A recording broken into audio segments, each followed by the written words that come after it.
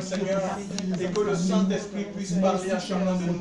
Nous ne voulons pas sortir de ce lieu comme nous sommes rentrés, Seigneur. Nous voulons, Seigneur, que chacun puisse recevoir, Seigneur, une mesure serrée, une mesure, Seigneur, secouée, une mesure tassée de ton esprit. Seigneur, que chacun de nous puisse rentrer, Seigneur, dans le plan, le projet, Seigneur mon Dieu, mon Père, que tu as pour sa vie dans le nom de ton Fils Jésus. Que les œuvres des ténèbres en ce matin dans ce lieu soient consumées par le feu de ton esprit. Merci de raviver, Seigneur Dieu, la foi. Merci, mon Dieu, mon Père, de rassurer ton peuple devant les épreuves, oh Dieu.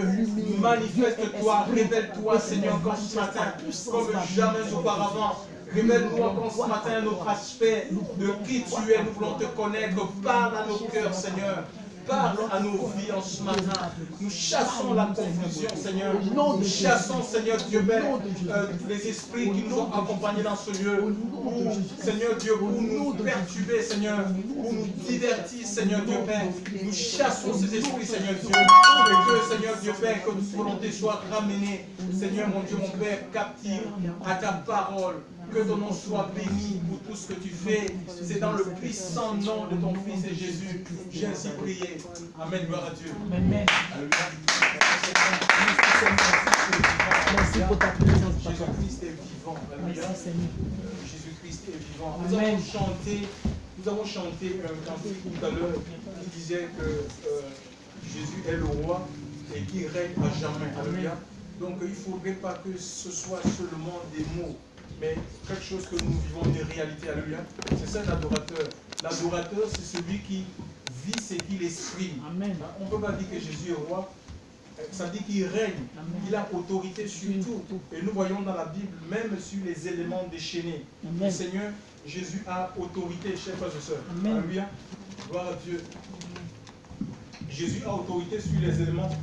Jésus a autorité sur les éléments déchaînés. Alléluia. Donc, même si les vents se déchaînent contre toi, même s'il y a des vagues qui s'abattent sur ta vie, les vagues de l'épreuve, de l'incompréhension, chers frères et sœurs, de la souffrance, ne crains pas. Sache qu'au-dessus des vagues, chers frères et sœurs, il y a Jésus. Alléluia.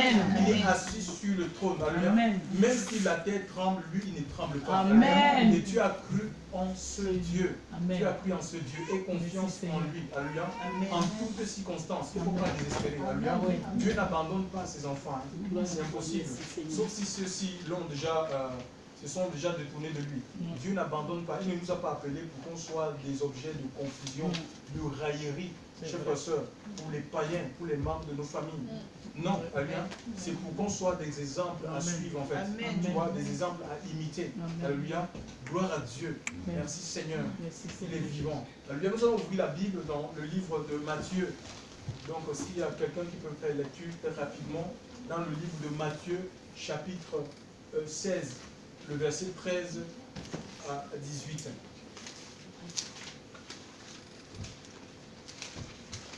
Matthieu, chapitre 16, verset 13 à 18, pour Matthieu.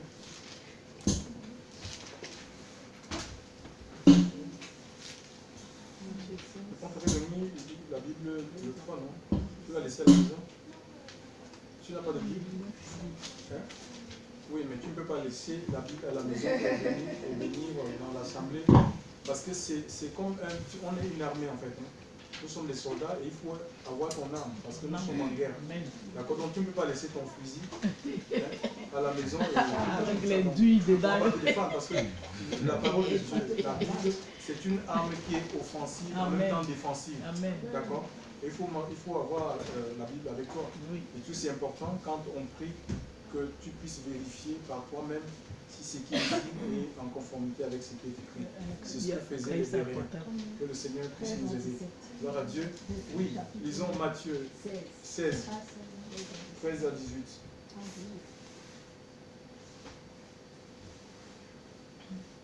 Matthieu 16, 13 à 18. Jésus, étant arrivé dans le territoire de Césarée de Philippe, demanda à ses disciples: Qui suis-je au dire des gens? Moi, le Fils de l'homme. Et ils lui répondirent: Les uns disent que tu es Jean-Baptiste, les autres Élie, et les autres Jérémie, ou l'un des prophètes. Il leur dit: Et vous, qui dites-vous que je suis? Simon-Pierre répondit et dit: Tu es le Christ, le Fils du Dieu vivant. Et Jésus lui répondit et dit: Tu es béni, Simon, fils de Jonas, car ce ne sont pas la chair et le sang qui t'ont révélé cela, mais mon Père qui est dans les cieux. Amen. Et moi je te dis que tu es Pierre, et que sur ce roc je bâtirai mon église, et les portes de l'enfer ne prévaudront pas contre elle. Amen. Gloire à Dieu. Donc ici, le Seigneur va se retrouver quelque part avec ceux-là même qu'il avait choisi ou qui avaient décidé à un moment donné de leur vie de faire route, de l'accompagner. C'est ça, un disciple, c'est celui qui accompagne quelqu'un. Alléluia. Aujourd'hui, c'est vrai que nous sommes disciples de Christ et Jésus ne vit plus sous la forme corporelle. Il vit sous une autre forme. Alléluia. Il est revenu au milieu de nous par le Saint-Esprit. Et il est dit que l'Esprit de Dieu nous conduira. Alléluia. Donc ça veut dire que le Saint-Esprit, c'est le substitut de Jésus. Et si nous sommes disciples du Seigneur, nous devons suivre la voie, la direction de l'Esprit de Dieu. Alléluia. Un disciple, c'est celui qui suit le maître. Donc le Saint-Esprit, c'est le maître. C'est celui qui enseigne. Il vous enseignera toutes choses. Il vous rappellera mes paroles. Ça veut dire que tout ce que ceux qui prétendent être appelés de Dieu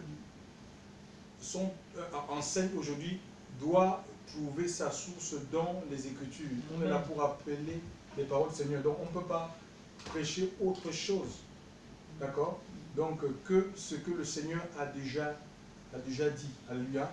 Donc l'Écriture nous dit que le solide fondement a été déjà posé avec ces paroles qui lui servent de sceau. Nous sommes là dans Timothée 2, verset 19.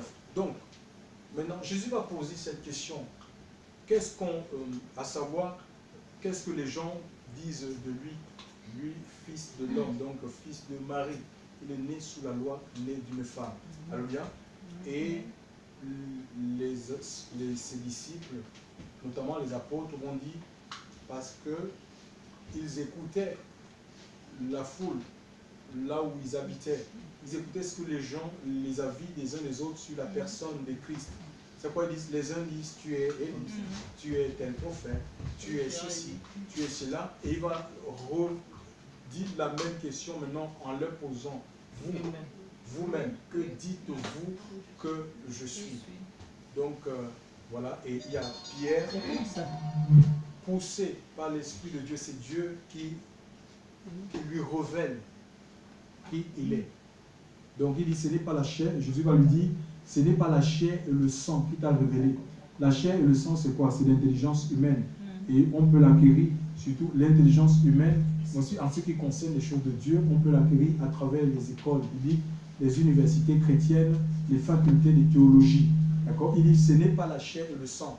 Donc ça veut dire que pour avoir la révélation de Christ, l'école biblique, ce n'est pas l'école biblique qui va te donner la révélation. Amen. Ils vont te donner la connaissance des Écritures sur Dieu, parce que c'est écrit, mais la révélation du Fils de Dieu, ça, c'est parce que Dieu t'a ouvert l'intelligence. Dieu s'est révélé à toi. Alléluia. Dieu s'est révélé à toi. Alors aujourd'hui, c'est vrai que les gens sont un peu plus, il y a un engouement pour la théologie, la connaissance. Les gens sont des tas et des tas des livres sur Dieu. Mais en fait, c'est mieux de ne même pas avoir beaucoup de connaissances, mais avoir une vie qui est remplie de l'Esprit de Dieu. Amen. Parce que si tu as une vie remplie du Seigneur, tu vas manifester les traits de caractère de Christ. Tu vois? Mais si tu as des connaissances comme ça, et tu es vide, tu ne donnes pas la possibilité à l'Esprit de Dieu de régner en toi. Parce qu'en fait, l'Esprit de Dieu vient établir le règne de Dieu. Le règne de Dieu, ce n'est pas un règne comme un règne terrestre. Hein? Non, c'est paix, c'est joie, c'est justice. Par le Saint-Esprit, c'est le fruit de l'Esprit. L'Esprit de Dieu vient et il va t'amener à porter, en fait. Il va produire le fruit de l'Esprit si tu as une bonne terre. Hein? Nous avons la parabole des quatre terrains. Donc, si le terrain n'est pas bon, s'il est caillouteux, s'il est dur, ça sera difficile que tu puisses germer, en fait. Tu vois, que l'homme nouveau puisse germer en toi au point de devenir un adulte, un homme fait. Parce que c'est la finalité. Nous allons le voir au cours de cet enseignement. Il dit, ce n'est pas la chair et le sang. Ce n'est pas la chair et le sang, ce n'est pas l'intelligence humaine, connaissance intellectuelle qui te révèle Dieu. Tu vois, tu ne vas pas dans les facultés de théologie pour dire tu as fini d'apprendre la théologie et maintenant tu vas conduire l'assemblée de Dieu. On a besoin, premièrement, d'être appelé par le Seigneur. Amen. Il a appelé 12, alléluia, il les a établis. Donc, et vous savez, vous n'avez pas besoin d'une accréditation humaine. Oui, mais tu es sorti de quelle faculté? Quelle est la fédération qui t'a accrédité? Le Seigneur, Jésus, lui-même, il était confronté à ce genre de questions. Avant lui, Jean-Baptiste, de quelle autorité tu fais ces choses? Il t'a donné l'autorité de prêcher. Vous voulez en savoir parce qu'à l'époque, chers frères et sœurs, il y avait des grandes écoles, comme l'école de Hillel, l'école de Shammai. Donc c'était deux grands rabbins et c'est là où les scribes, les gens qui étaient censés enseigner la parole de Dieu aux hommes, ils sortaient de ces écoles, ils avaient des certifications. Et Jean n'était pas allé, l'Écriture nous dit qu'il était en plein désert. Alléluia. Dieu enseigne, alléluia. Il faut même pas, si Dieu vous a appelé, c'est Dieu qui te donne un message. En fait. Amen. Il te donne une vision. On peut avoir des lacunes. L'apôtre Paul, il ne connaissait pas écrire. D'accord? Mais ça ne veut rien dire. Ce n'est pas parce que j'ai un handicap pour écrire que je ne peux pas prêcher. Ce n'est pas parce que je ne sais pas lire que je ne peux pas prêcher. Parce que c'est l'Esprit de Dieu qui me donne le message. Ça n'a rien à voir en fait. D'accord?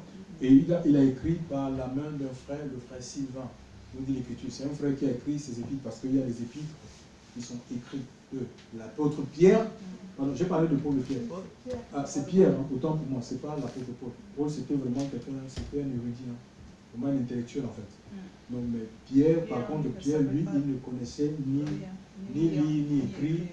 Mais on voit, le jour de la Pentecôte, revêtu de la puissance de Dieu, nous sommes dans Acte 2, il a prêché, tout simplement.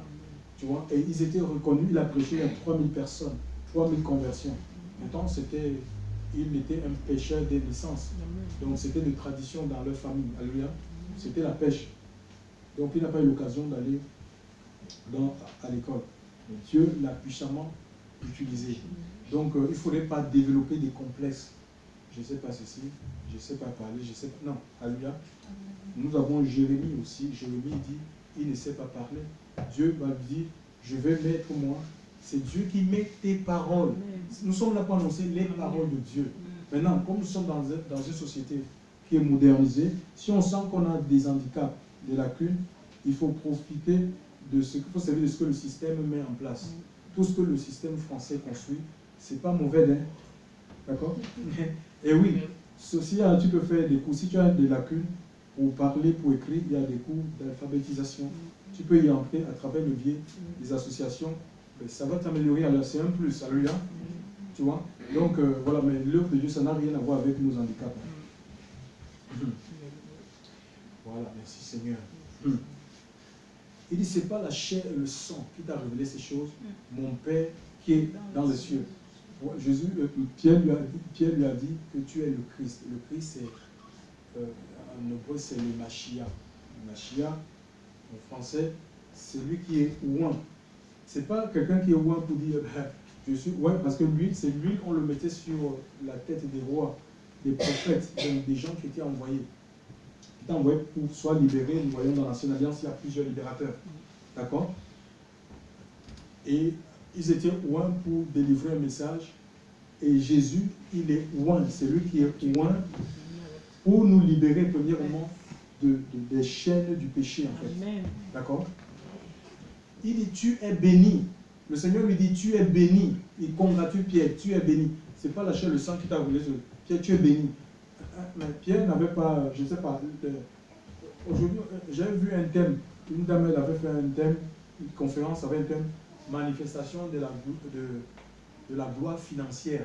Donc, et on voyait dans le prospectus comment les zéros tombaient du ciel, en fait. Tu vois? Donc, et on ne voit pas ici, Pierre n'a pas reçu des zéros qui tombaient du ciel, on dit, parce qu'aujourd'hui, nous, on a des critères de bénédiction, en fait. Dieu m'a béni avec un appartement, j'ai une voiture, je suis béni. Mais les païens, ils ont toutes ces choses, mes amis. Si tu travailles, tu peux avoir toutes ces choses, en fait. Hein. Donc, c'est comme une pluie dans les champs des bons. Il y a des méchants, même je lui ai un moment, on disait, il y a des méchants, comment le méchant peut-il prospérer? Il ne comprenait pas. Et parfois on dit, mais pourquoi les méchants ils vivent trop longtemps? Mais parce que Dieu est compatissant, en fait. Il use de patience, nous dit l'Écriture. Il ne veut pas la mort du péché. Il lui donne une occasion pour qu'il se repentisse, c'est tout. D'accord? Donc, alors, le Messie, c'est celui qui délivre les gens. Donc le Seigneur est venu premièrement pour nous délivrer de la vie du péché. Le péché, c'est une souffrance. Alléluia. Amen. Oui, c'est quelque chose qui nous sépare de Dieu. Nous avons besoin de la communion avec le Seigneur. Chers frères et sœurs. Alléluia. Parce qu'on peut avoir les choses matérielles. Si on n'a pas, notre vie n'est pas contrôlée par l'Esprit de Dieu, on va dilapider dans les choses. Et combien de personnes jettent de l'argent dans les futilités? On est dans un monde de compétition, concurrence. Hier, on est allé visiter une jeune fille. Donc elle est souffrante. Toute sa vie, quand tu regardes cette femme, tu peux t'agenouiller pour lui demander un mariage. Directement. Même si on demande, je ne sais pas, le ciel et la terre, tu vas travailler pour dire je vais épouser cette fille. Mais si tu te fies à la coquille, à l'enveloppe, mais moi, en conversant avec cette jeune fille, elle me dit que ma vie, je lui demande est-ce que tu travailles, jeune fille me dit mais je vais travailler comment? Ma vie, je passe toute ma vie, quasi toute ma vie entre les mains des médecins. Tu vois, imagine un peu, tu vas prendre une femme comme ça, tu ne vas pas prier Dieu. Et ici, ça peut encore se commander parce qu'ils ont on appelle ça comment non, ils ont la sécurité, ils ont les mutuelles. Mais en Afrique, tous les mois, quand ton salaire rentre comme ça, elle tombe malade. À l'hôpital, il faut sortir 300 000, il faut sortir 500 000. C'est comme ça. Il faut écouter le Saint-Esprit. Ça peut arriver à n'importe quel homme-femme. Il y a des hommes que vous voyez bien comme ça, mais ils sont sous dialyse. Donc, je ne dis pas que Dieu ne peut pas te donner... D'accord? Mais il faut que ce soit conduit par le Seigneur. Parce que le Seigneur ne peut pas nous éprouver au-delà de nos forces. Il ne peut pas nous donner des fardeaux qui sont au-dessus de nous. Alléluia. Voilà. Donc ne suis jamais ta chair. La chair va t'entraîner dans te sortir de la volonté de Dieu. Te sortir de la vision de Dieu. Même si ça ne te plaît pas, si c'est une orientation que Dieu te donne, si tu as confirmation, dis Seigneur, je suis ton serviteur, je suis ta servante, je suis ta parole, je me prie. tu seras heureux. On ne peut être heureux que quand on est dans le plan de Dieu. Je vous l'avais dit. Ce n'est pas changer pays, continent, machin. Je dis dans le plan de Dieu, quand on accepte d'être conduit par le Seigneur. Gloire à Dieu, Jésus. Merci Jésus. Et il dit, ce n'est pas la chair et le sang. Donc le Seigneur nous délivre premièrement du péché. Et il nous délivre de la colère à venir. Alléluia. Oui, cette terre est réservée pour le feu. Dieu ne détruira plus la terre comme du temps de Noé. Noé, la Bible nous dit dans Genèse 6 que l'homme était porté, son cœur était porté au mal. Tu vois, tellement le mal avait gagné les gens et Dieu a donné 100 ans. 100 ans pour ces personnes, pour qu'ils se repentent, les hommes de sa génération, pour qu'ils se repentent de leur péché, qu'ils abandonnent les abominations. Alléluia. Qu'ils sortent de l'homosexualité, qu'ils sortent du lesbianisme, qu'ils sortent de la fausse adoration. Mais ils étaient attachés à leur péché, qu'ils sortent de la fornication, chers frères et sœurs, qu'ils sortent des adultères, qu'ils sortent du vol, qu'ils sortent de la cupidité. Mais ils sont restés, ils ont résisté. Ils ont resté parce qu'à l'époque, ils construisaient. Dieu avait donné aussi un plan de sauvetage. Parce que quand il veut détruire, il donne d'abord la possibilité aux gens d'échapper de la destruction. Alléluia. Donc, il a demandé à Noé de construire l'arche. C'était pour accueillir tous ceux qui devaient croire. Alléluia. Donc, il y avait la place pour tout le monde. Vu la dimension de l'arche, c'était sur une montagne. Vous savez, à l'époque de Noé, il n'avait jamais plu. La Bible nous dit qu'il y a une vapeur, dans Genèse 6, qu'il y a une vapeur qui sortait de la terre et ça arrosait, n'est-ce pas, les plantes étaient arrosées de la sorte. Donc voilà, il n'avait jamais plu. Donc comme lui parlait qu'il y aura le déluge, c'est les pluies torrentielles, chers frères et sœurs, qui inondent complètement, qui submergent complètement la terre. Ils n'ont jamais assisté à ce genre de cataclysme. C'est pourquoi ils se sont endurcis. Ils ont dit, mais cet homme est en train de délirer. En plus, si on veut construire un bateau, c'est pas sur les montagnes qu'on construit un bateau, c'est, tu vois, le raisonnement humain, mais ça n'a pas empêché que le déluge vienne, chers frères et sœurs. Et l'Écriture nous dit que cette terre, même si les gens disent, depuis que vous prêchez, Jésus revient, Jésus revient avec les camps, il reviendra, il revient. La Bible dit que pour la génération de Noé, Dieu les avait donné 100 ans. Mais un jour est comme 1000 ans devant le Seigneur. Alléluia. Et oui, 1000 ans, c'est comme un jour. Il va revenir un jour. Alléluia. Donc, et tout genou fléchira. Donc, on peut blasphémer contre le Seigneur aujourd'hui, mais quand il reviendra, tellement il est puissant que tu vas te taire. Tu n'auras rien à dire. Chers frères et sœurs dans le Seigneur. Donc le Seigneur nous délivre de la colère à venir. Il faut saisir la main tendue de Dieu. Alléluia. Il n'y a de salut en aucun autre. Car il n'y a sous le ciel aucun autre nom qui a été donné parmi les hommes par lequel nous devons être sauvés.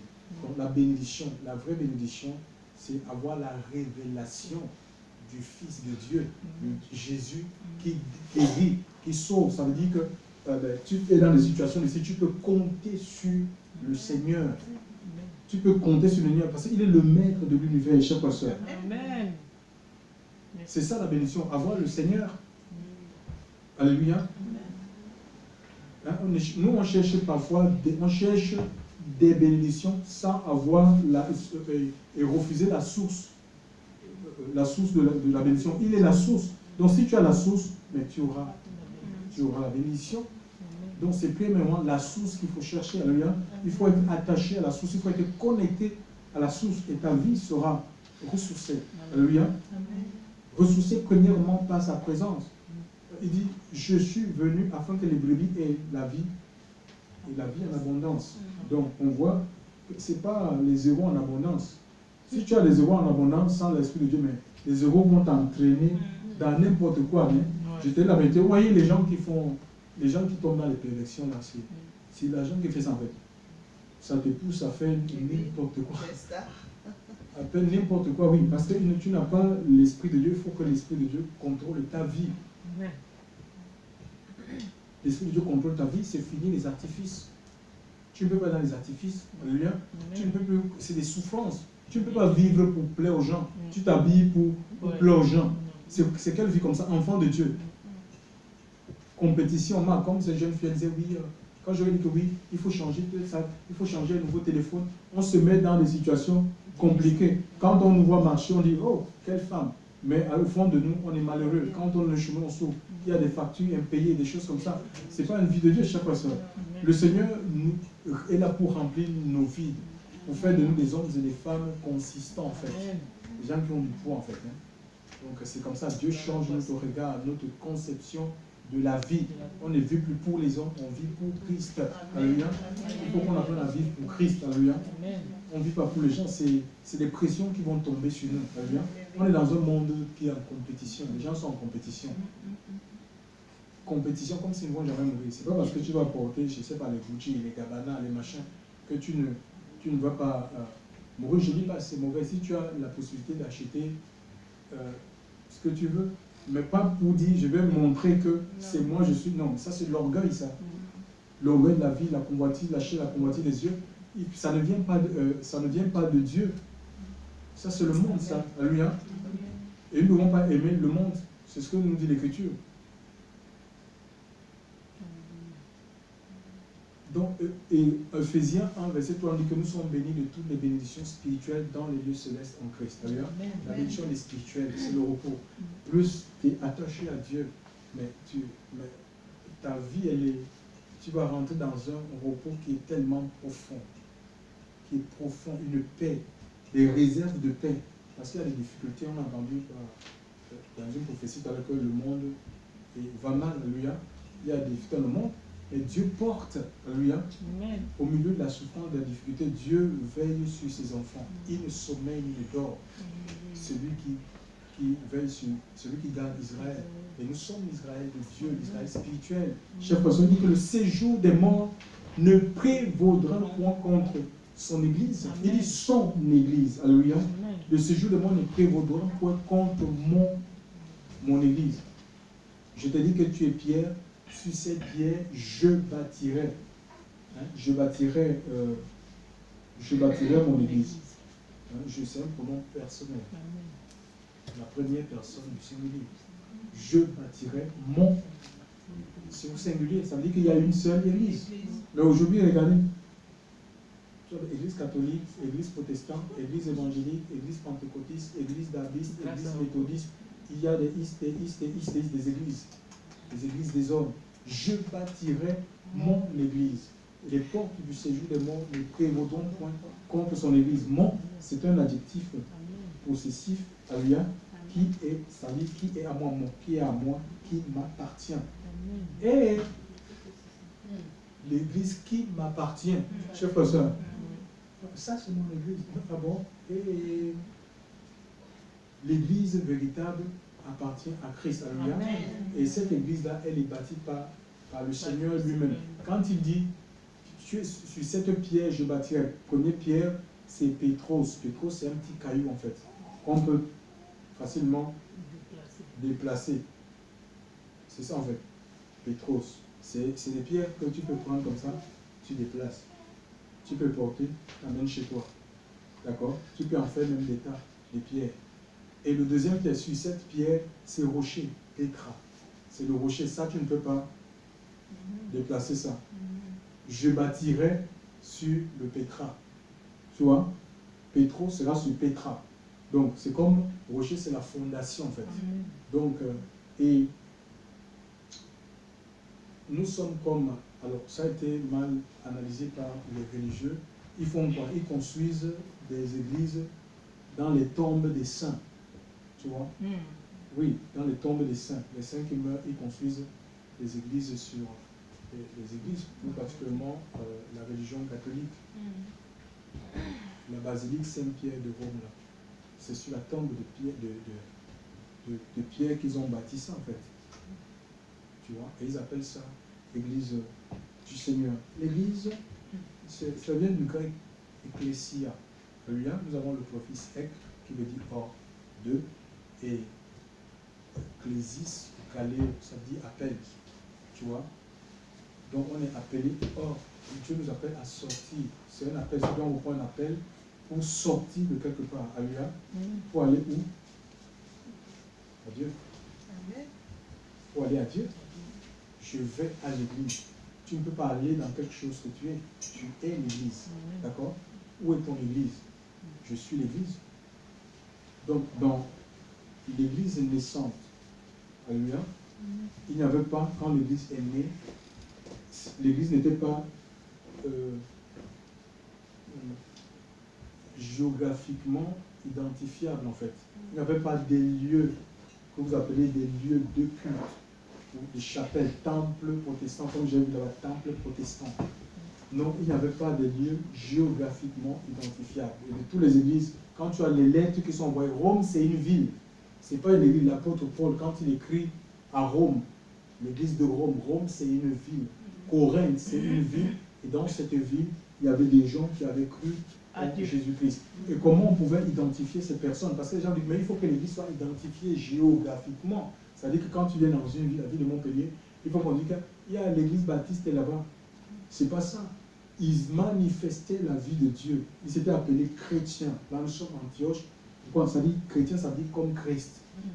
C'est petit Christ en fait. Amen. Pourquoi? Parce qu'ils avaient la vie de Christ en eux. Tu vois, ils manifestaient la vie du royaume. Et ils étaient identifiés comme ça en fait. Tu vois, le Seigneur dit c'est au fruit que vous les reconnaîtrez. Hein? Le fruit de l'esprit. Si on est l'église du Seigneur, nous allons porter son fruit. Si on est attaché à Jésus, alléluia, donc la vie de Christ va couler en nous, alléluia. Elle va germer en nous, chers frères. Nous allons porter les fruits de Christ. Il dit c'est au fruit que vous les reconnaîtrez. Il n'a pas dit c'est, je ne sais pas, aux dénominations, c'est au système religieux que le diable a mis en place, que vous allez reconnaître que ça, c'est mon église. Non, il y a deux églises. Hein. Il y a une, la vraie, celle qui a été rachetée par le sang de Christ. Matthieu, Acte chapitre 20, chers frères et sœurs, le verset 28. Donc voilà, il y a l'église Seigneur qui a été rachetée par son sang. C'est le corps de racheté. Alléluia. C'est l'ensemble des gens qui ont fait l'expérience de la nouvelle naissance. Ils suivent l'époux. Donc ils sont conduits par le Saint-Esprit. Alléluia. C'est l'Esprit de Dieu qui les conduit. C'est l'Esprit de Dieu qui les dirige, qui les convainc. Chers frères et sœurs. Alléluia. Donc voilà. Et parallèlement, par opposition, il y a l'église des hommes. L'église du Seigneur, elle est faite, construite par des pierres. Mais ce sont des pierres vivantes. D'accord? 1 Pierre 2, on peut lire ça, 1 Pierre 2 s'il vous plaît. 1 Pierre 2, verset 5.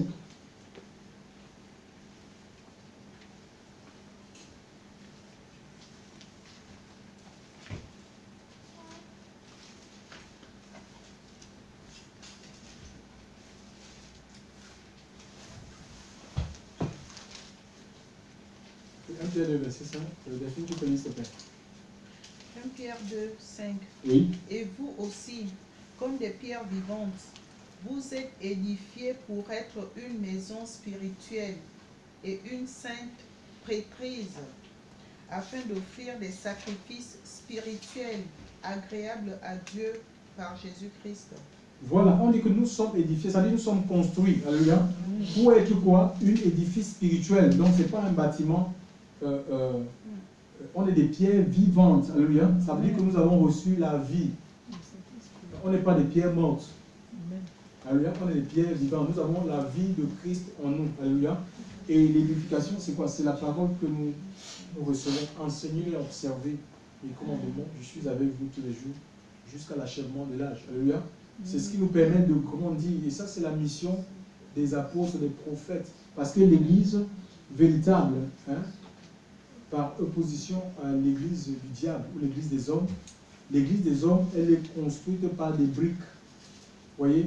Donc c'est des lieux identifiables. Et on va te dire, les gens, ils vont dans ces églises-là, ils vont jouer les saints. Ils sont les saints. Pendant que toute la nuit, elle a passé sa vie dans la boîte de nuit à crier « Allumez le feu, allumez le feu ».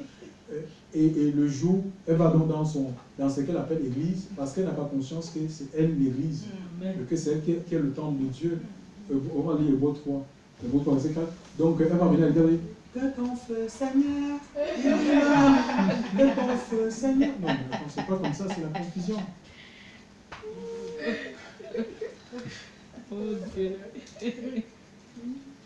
Parce que si le feu de Dieu, ça nous sort du monde, ça nous rend zélés pour Dieu. Alléluia. Le feu de Dieu nous sort de la vie de péché, mes amis. Alléluia. C'est un zèle. Le zèle de la vérité. Seigneur Jésus. Hébreux 3, versets 5 à 6. Hébreux 3, 5 à 6. Oui. Et Moïse a vraiment été fidèle dans toute la maison de Dieu comme serviteur pour témoigner des choses qui devaient être annoncées. Mais Christ l'est comme fils sur sa maison. Et nous sommes sa maison. Et voilà, donc nous sommes la maison de Dieu. Donc arrête de chercher, tu cherches quelle maison? Donc à la place de construire des cathédrales, des chapelles, le Seigneur veut que nous devenions une cathédrale, une chapelle en esprit. C'est-à-dire là où il y a sa présence. Alléluia. Et c'est la présence de Dieu en toi qui chasse l'ennemi. C'est l'Esprit de Dieu qui chasse l'ennemi. Tu n'as pas besoin. Il y a des gens qui aiment la superstition, ils sont beaucoup attachés. Je ne sais pas, c'est un problème avec les Africains. Ils sont à Dieu, ils croient encore que les sorciers, le sorcier, la grand-mère du village, elle est comme ça, les attaques. Non, les attaques que tu peux vivre, c'est normal, c'est pour te réveiller parce que tu es un guerrier. Alléluia. Tu es une guerrière, tu dois combattre. Alléluia. Tu dois combattre dans le jeûne et dans la prière. C'est tout. Dieu dit, je vous ai donné le pouvoir de marcher sur les serpents, les scorpions et surtout la puissance de l'ennemi.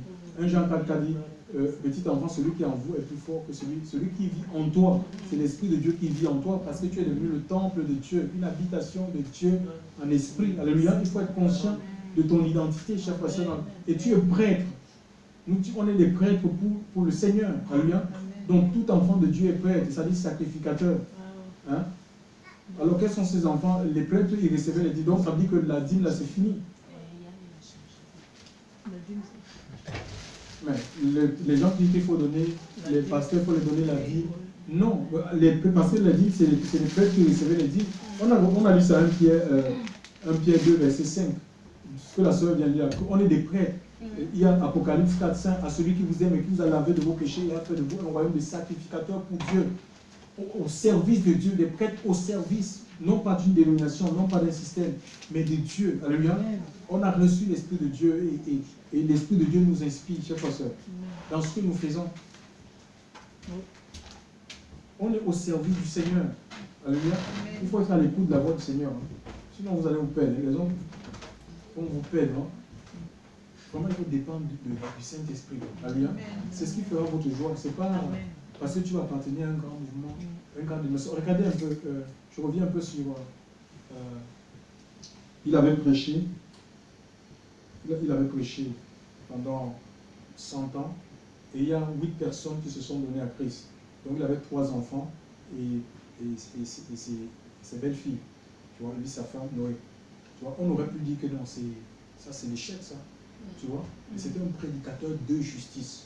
Donc c'est quelqu'un qui n'a pas varié sur son message. Il est resté intègre. C'est ça. Parce que nous, on définit la réussite avec des critères purement charnels, humains. C'est pas ça en fait. Tu vois, si Dieu t'appelle, il faut que tu sois fidèle à la vision, fidèle à l'appel. C'est ça. Ça veut dire que tu as réussi. Paul dit, j'ai achevé la course, j'ai combattu le bon combat de la foi, j'ai gardé la foi. Alléluia. C'est ça, c'est garder la foi qui vient de ce qu'on entend qui est la parole de Dieu. Ça dit, littéralement, j'ai gardé la parole de Dieu, la parole que j'ai reçue.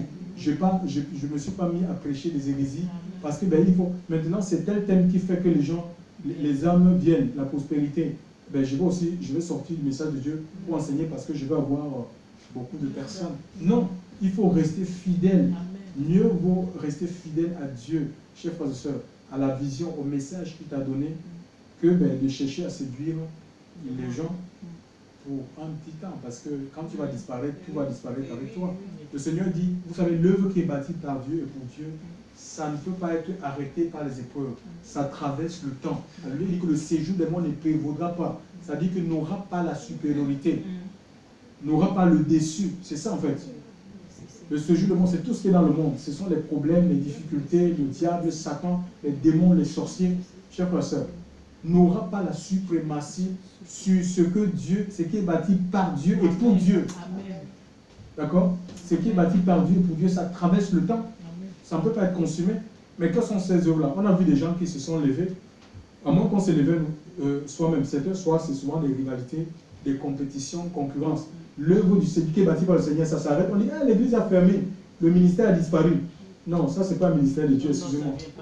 ça ne vient pas de Dieu. Chers frères et sœurs, il faut revoir les fondements. L'apôtre Paul dit, parce que l'église véritable est édifiée sur le fondement des apôtres. Éphésiens chapitre 2, verset 20.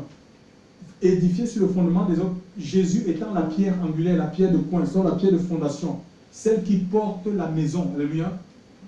Donc, on doit se laisser porter par Christ. Ton ministère doit être porté par le Seigneur. Alléluia. Donc, le Seigneur a des exigences. Alléluia. Il y a des choses qu'il va t'exiger. Il faut que tu acceptes, même si ça ne te plaît pas. Mais tu veux te maintenir, plie-toi à sa volonté. Amen. Et oui, c'est comme ça. Sinon, tu ne seras pas utilisé par son esprit, c'est impossible. Tu seras un chrétien malheureux, pasteur frustré, chers frères et sœurs. Dans la frustration, tu vas essayer des choses. Tu t'attends parce que tu n'as pas de vision. Le Seigneur ne nous appelle pas à tâtonner, mais il est le chemin. C'est lui qui nous montre la voie, c'est lui qui nous ouvre la voie. Alléluia. Il est la porte. Hey. La Bible nous dit que la pierre qu'ont rejeté ceux qui bâtissaient, dans Actes chapitre, dans Actes chapitre 4, verset 11, est devenue la principale de l'âme. La pierre qu'ont rejeté les pharisiens. Il y a beaucoup de pharisiens. Ils ne veulent pas cette pierre-là, la vérité en fait. Mais c'est la vérité qui rendit pour mon ami. C'est la vérité qui nous affranchit. C'est la vérité qui nous permet de nous maintenir. Chers frères et sœurs, on veut toutes sortes de pierres. C'est facile, on veut adorer, on veut louer. On a fini d'inventer beaucoup de services. Mais la vérité, vivre dans la vérité, chers frères et sœurs. Il faut vivre dans la vérité si tu veux être affranchi, chers frères et sœurs. Si tu veux expérimenter la puissance de Dieu, le règne de Dieu dans ta vie. Alléluia. C'est lui qui porte les maisons. Alléluia. C'est lui qui doit porter ta vie. Ta vie doit reposer sur Jésus, sur sa parole. Sur sa parole, le séjour des morts ne prévaudra point contre ce que le Seigneur bâtit. C'est lui qui bâtit. Alléluia.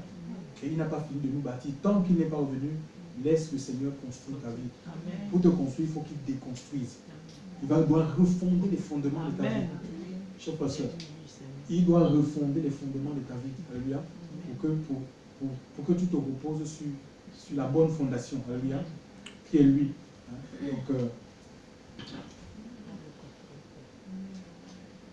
Donc voilà. Après, il y a Éphésiens 4, 11. Vous voyez, les vrais ministères sont là pour outiller. Tu vois, Dieu donne les ministères, les conducteurs, ce qu'on appelle les conducteurs, apôtres, prophètes, évangélistes, pasteurs. C'est pas pour dominer sur les gens.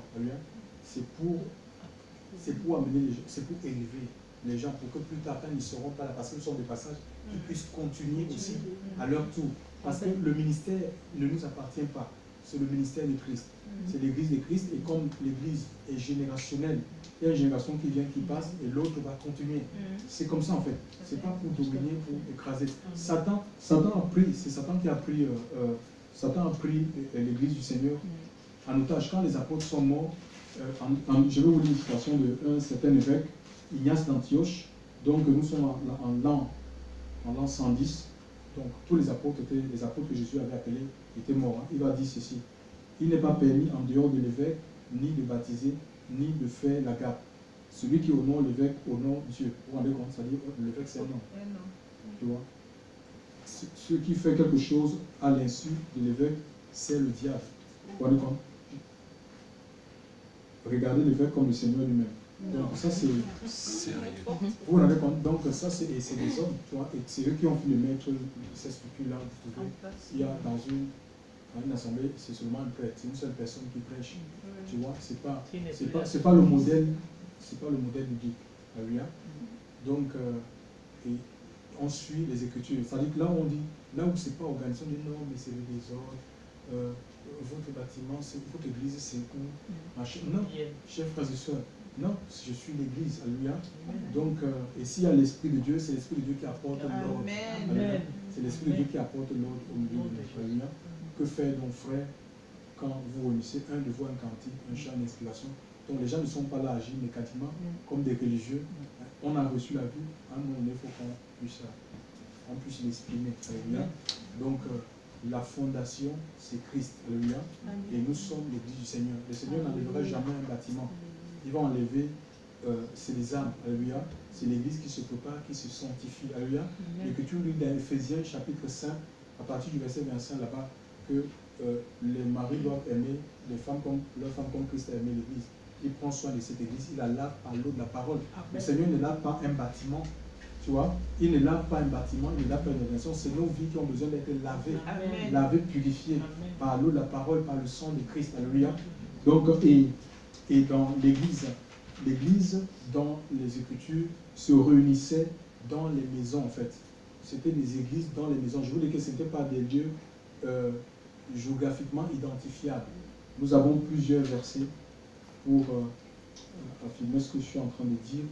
Par exemple, dans Acte 19, verset 9, il est dit qu'un certain Tyrannus s'était donné à Christ. Dans Acte 19, c'est des références. Hein. Oui, à la maison, il faut écrire, oui.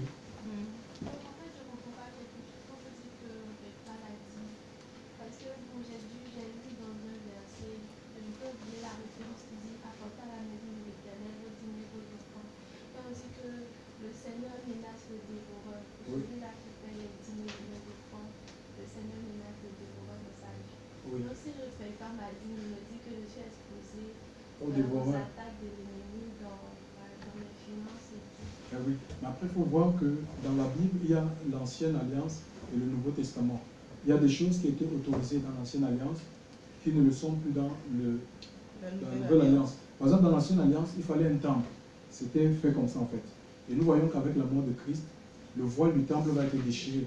Tu vois, et les apôtres, revêtus de l'Esprit de Dieu, ils vont aller dans ce temple-là, dans ces synagogues, pour prêcher. Et les gens vont sortir du judaïsme, tu vois, pour marcher, pour être disciples de Jésus-Christ. D'accord, pour suivre Jésus. Et nous devenons, quand tu donnes ta vie au Seigneur, on l'a lu tout à l'heure, que tu es un temple en fait.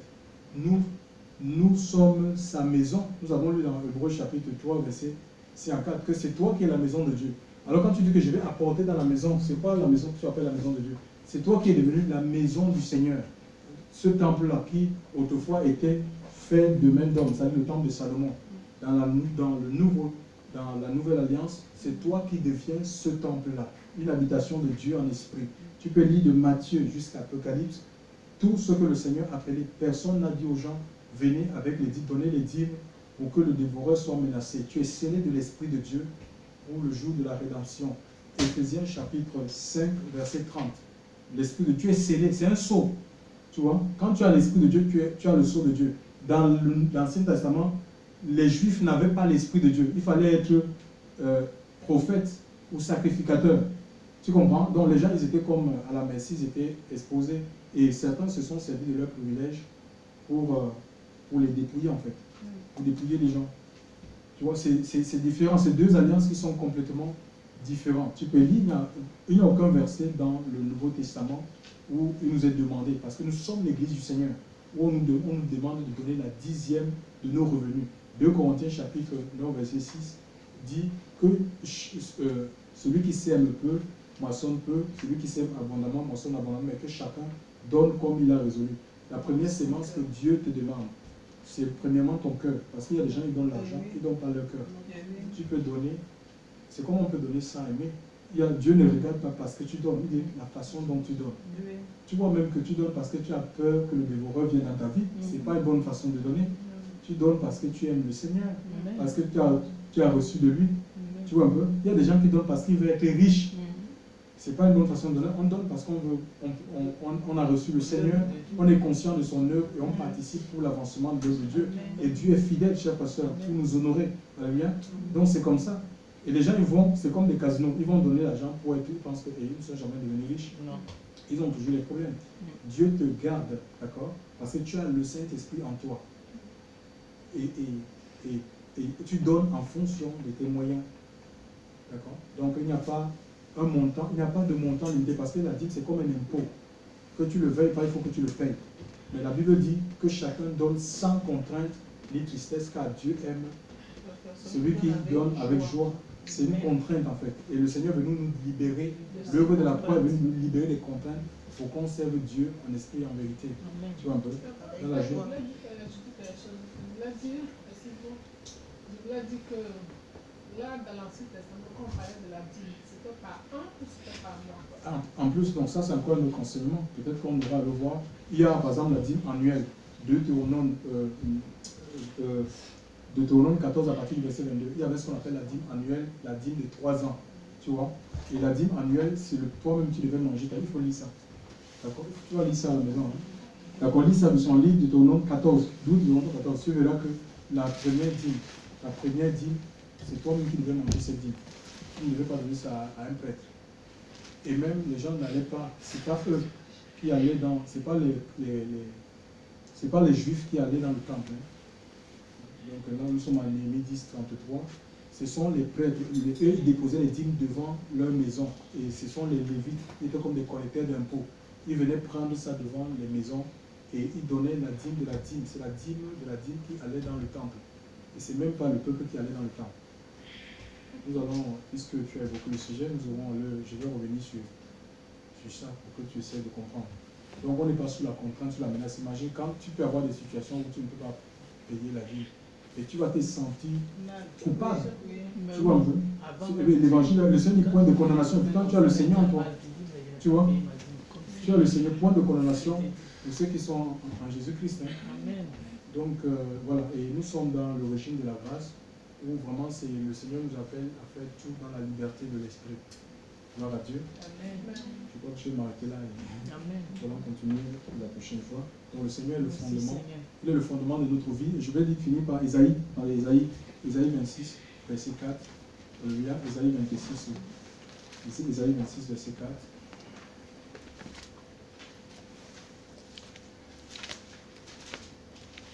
Ésaïe 26, verset 4.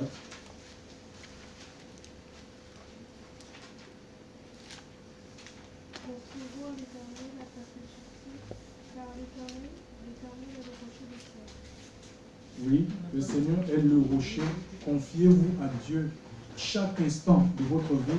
Il est le rocher des siècles. Et Ésaïe 28, 16. Qu'est-ce qu'Ésaïe 28, 16 dit?